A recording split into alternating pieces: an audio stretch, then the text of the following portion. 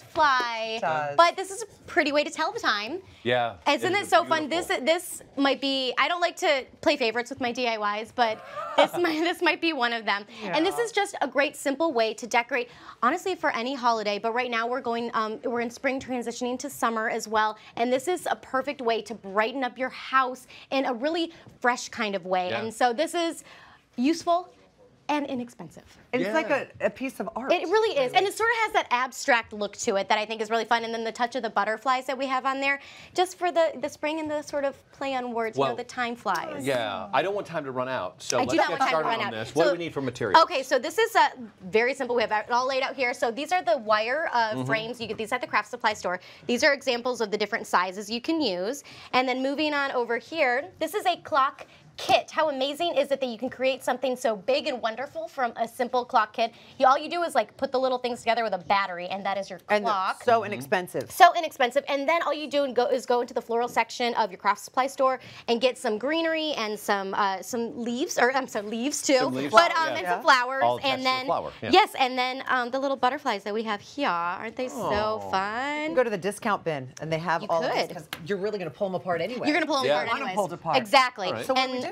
So we want to start with our wire frame right here, or wire wreath right here. So this is a 24-inch wreath, and this is an 18-inch. So depending on where you want to go, I really wanted to make a big statement. Yeah. And for me, I thought the idea was really cool and abstract to have that, nothing connected, nothing that's like making the center reach out to the outsides. You know what I mean? Yep. So it's just on the wall. And so that's where you really start with that. And then this is where you cover it with the greenery. So what I did, I actually just got this giant garland. This is the best and inexpensive way to get your greenery. So then pull it apart, and that's what we have kind of here. So what I do first is a sort of a trick to the layering, if you will. I take the green, the darker green color or the lighter green first and spread it around, and then follow up with the other color. That way the colors are evenly distributed around everything. And then I get some other ones that maybe are a little bit more like, because they have different prices on the greenery. These are for great detailing. So then see how these have, you want to use like a different leaf that you want to go in. You're going different textures. Sure. And all I do for this is just glue it on with the glue gun. And I kind of go in there for this. So now a great tip as I do this, I want to tell you, you can do this with fresh flowers if you wanted to. So if but it really wouldn't last very long. It would not last. It would be for like a party or something that's, a little bit more temporary. I'm just going to set these out so you guys can kind of see.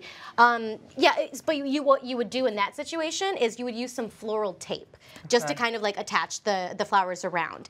And then, so then all you do is you can take your flowers, and so before I fill it out, which I don't mind actually seeing the wire, I take the flowers and I put them at the times that are important to be able to tell time. 12, 3, 6, and 9. And there you go. Okay. And so then you can make a big statement with big flowers like this, or you can go very simplistic with doing something that's very elegant and just simple like this, and I like that too. Yeah, that's so stick with like your color. See how pretty that is? Just really elegant, and then you can kind of add small ones in. But you would really just do the 3, the 12, the 3, the 6, the 9. You're not going to try to.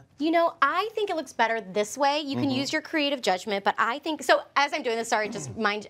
I would glue all this in as I'm doing this. I'm just setting it to give you guys the example of it. But yeah, you could, if you really wanted to, like put a flower here, flower here, flower here. Sure, okay. If you wanted to do that. But I think this makes it subtle. Yeah. That way, it really is that sort of piece of art that when you put it on the wall, it's really simple. This just sort of hit me too. Would you coordinate it with the wall color? Yeah, so that's what I ended up doing with the middle. I just took a piece of paper and then covered it, put like a little, I have an example here for you if you want to take a look. So with the clock kit, just took like a piece of scrapbook paper and cut the center down, and then that just fit right over it. So how would you suggest centering this in the wall? I have a trick. You're going to center that and then that. Okay, so what I did before, the center of the center. Yeah, the center of the center. So I took this and I traced the center on just like a large piece of craft paper, and then cut it out. You fold, and then you fold, and then that will help you create your center. Center. right here. So then it's basically like creating a template. You know those gallery walls that everyone's doing nowadays, where like a frame here, and it looks like Ken did one in our exactly. And a great way to go about doing that is to create templates for each, so you're not hanging everything first, and then you're like, whoops, I didn't like that, and then you have a bunch of walls or holes in your walls.